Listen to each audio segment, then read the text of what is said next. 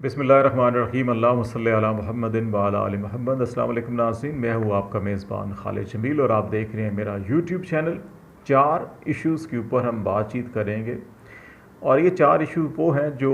इन दिनों हर पाकिस्तानी की ज़बान पर ये सवालात हैं बेसिकली कि जनरल बाजवा कब रिटायर हो रहे हैं, एक्सटेंशन ले रहे हैं या नहीं ले रहे, और नए आर्मी चीफ़ की तकर्री कब होगी और कौन करेगा। एक ये सवाल है जिस पे आज हम बातचीत करेंगे और इस सिलसिले में हमारे ज़राए के मुताबिक जनरल कमर जवेद बाजवा ने अभी रिसेंटली जो कोर कमांडर कॉन्फ्रेंस हुई है उसमें भी, और रिसेंटली जितनी भी उनकी मुलाकातें हुई हैं उसमें अपने हल्का अहबाब को जो बातचीत की है और जो आगाह किया है अपने फ़ैसलों से, उनकी रोशनी में हम इन सवालों का जवाब तलाश करने की कोशिश करेंगे और बात करेंगे। दूसरा अहम मामला कि इलेक्शन कब होंगे।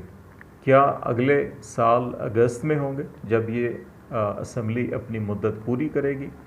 या ये अगले साल मार्च में होंगे कि जब आर्मी चीफ़ की तकर्री नवंबर में हो जाएगी तो उसके बाद असम्बलियाँ तहलील की जाएंगी, या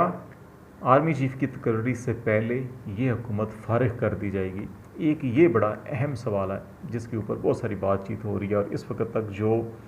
अहम डिसीजंस हुए हैं पिछले एक हफ़्ते के अंदर, उसके तनाजुर में हम इस सवाल का जवाब भी तलाश करेंगे। और फिर एहतसाब का मुस्तकबिल क्या होगा।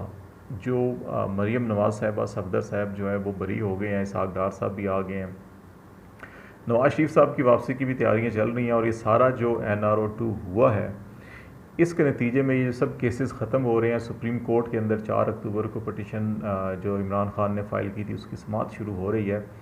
सुप्रीम कोर्ट से मुतवक्के फ़ैसला क्या हो सकता है, या उस फैसले के होने न होने के बावजूद ऐसे कौन से कॉन्स्टिट्यूशनल लीगल अवामिल हैं जो एहतसाब के अमल को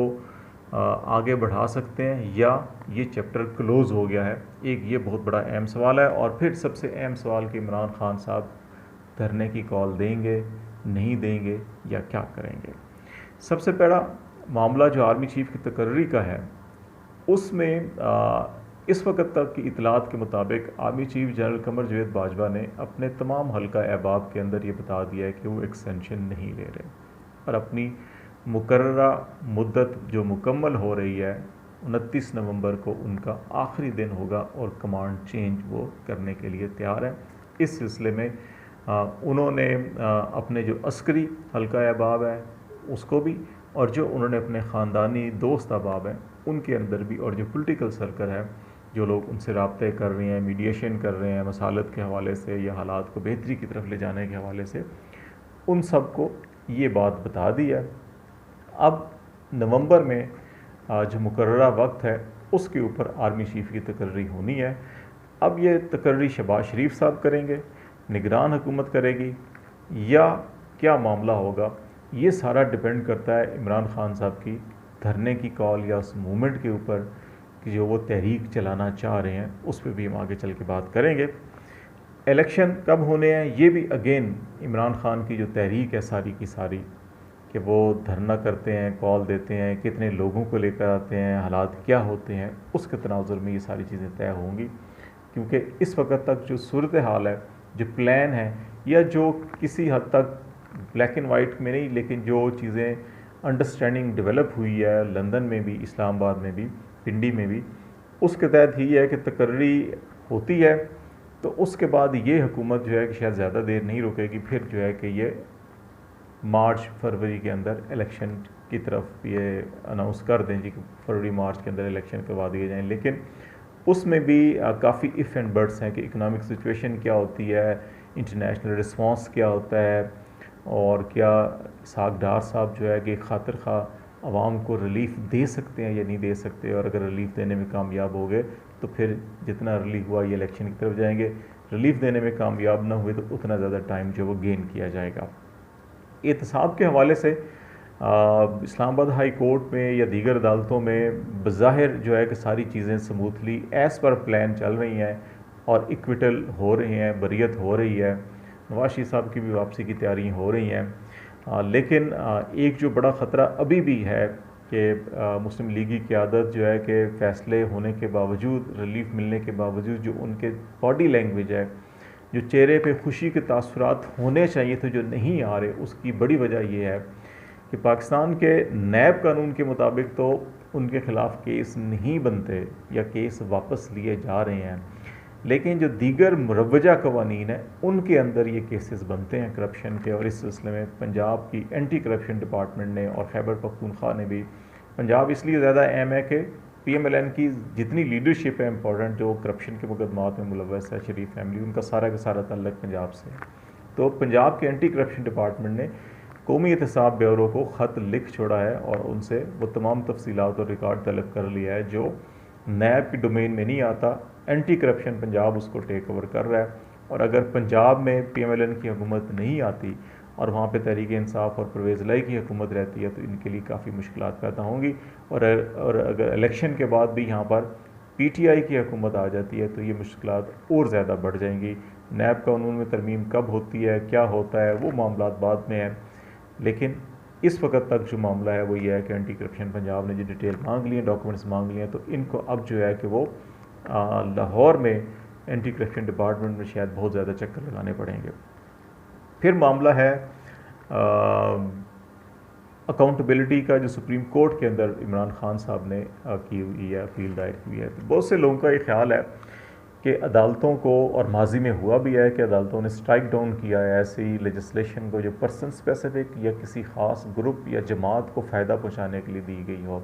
और फिर जो बेसिक प्रिंसिपल्स हैं कि एसेट्स बियॉन्ड मींस, दुनिया भर के अंदर जो है कि ये कानून है कि अगर एसेट्स बियॉन्ड मींस हैं तो फिर आपको स्टैब्लिश करना पड़ता है कि आपने ये लीगल ज़राए से कमाया है या इलीगल ज़राए से पैसा कमाया है, जो कि यहाँ पे कानून बदला गया। तो उस तनाजुर में इन चीज़ों को सुप्रीम कोर्ट स्ट्राइक डाउन कर सकती है। लेकिन क्या जिस तरह से तारीखें डाली जा रही हैं, अभी 4 अक्टूबर रखी है, एक हफ़्ते के बाद एक हेयरिंग होती है, तो क्या उस वक़्त तक कोई सुप्रीम कोर्ट बड़ा फ़ैसला करेगी जब तक कि सारा का सारा जो एक सेटलमेंट हुई है इस पर अमल दरामद हो जाता है? मेरा ख़्याल है कि सुप्रीम कोर्ट शायद इतनी जल्दी कोई बड़ा फ़ैसला नहीं करेगी। हो सकता है कि इसमें से कुछ शिकों को वो कह दें कि पार्लियामेंट दोबारा इसको रिव्यू करे।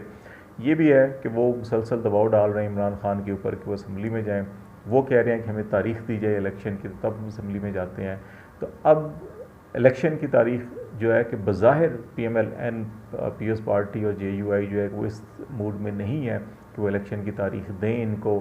आर्मी चीफ की तकर्री तक एटलीस्ट। तो उस मामले में अभी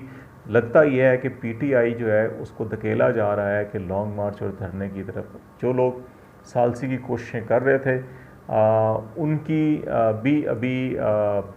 कुछ इतलात ऐसी भी हैं कि लंदन में अभी फिर इन दिनों के अंदर कोई बड़ी अहम मुलाकात होने वाली है। उसके अंदर एक आखिरी कोशिश की जाएगी कि अगर वो कामयाब होगी तो ठीक, वरना फिर जो है कि PTI वो लॉन्ग मार्च की कॉल देगी और वो अक्टूबर में ही होगा। इमरान खान पूरी कोशिश करेंगे कि ज़्यादा से ज़्यादा जो है कि इसके अंदर लोगों को लाने की कोशिश की जाए, इस्लामाबाद के ऊपर दबाव बढ़ाया जाए। नून लीग डेफिनेटली आगे से ऐसी स्ट्रेटजी बनाएगी कि कोई ऐसे हालात पैदा हों कि इमरान खान को अगेन कानून नाफिज करने वाले इदारों या फ़ौज के साथ लड़वाया जाए या उनके सामने खड़ा किया जाए। अभी तक इमरान खान इस किस्म की कोशिशों को नाकाम बनाते आए हैं, लेकिन अब ये देखना होगा कि अभी जो हतमी एक कोशिश चल रही है पॉलिटिकली मामलात को हैंडल करने की, कि उसमें एटलीस्ट डेट आ जाए। डेट आ जाना भी काफ़ी अहम है, लेकिन जो इमरान खान ने तजवीज़ दी थी कि आर्मी चीफ की तकर्री इनके हाथ से नहीं होनी चाहिए, उस पे अब ये नज़र आ रहा है जी कि वो इनके हाथ पे है। अब इमरान खान साहब कितनी ताकत इस्तेमाल करते हैं अवाम की और किस तरह की स्ट्रेटजी बनाते हैं कि इनको मजबूर करते हैं कि ये नवंबर से पहले जो है कि फ़ारग हों, या वो अनासर जो नहीं चाहते कि इस पॉलिटिकल लीडरशिप इस किस्म के सेटअप से जो है कि अगली फ़ौज की क़यादत का जो है कि वो इंतखाब किया जाए, वो क्या करते हैं? क्या PTM के इत्तेहाद के अंदर टूट फूट होती है, कुछ लोग अलग होते हैं या नहीं होते? ये सारे मामलात जो हैं कि नई सिमत का तयन करेंगे। और अब जो है कि ज़ाहिर दिखाई दे रहा है कि इमरान खान जो है कि वो एक आखिरी जो कोशिशें चल रही हैं उनका इंतज़ार कर रहे हैं रिज़ल्ट्स का। उसके बाद फिर वो अपना आत्मी फ़ैसला शायद इसी हफ्ते ऐलान कर देंगे। अब तक के लिए इतना ही। खालिद जमील को इजाज़त दीजिए। अल्लाह हाफ़िज़।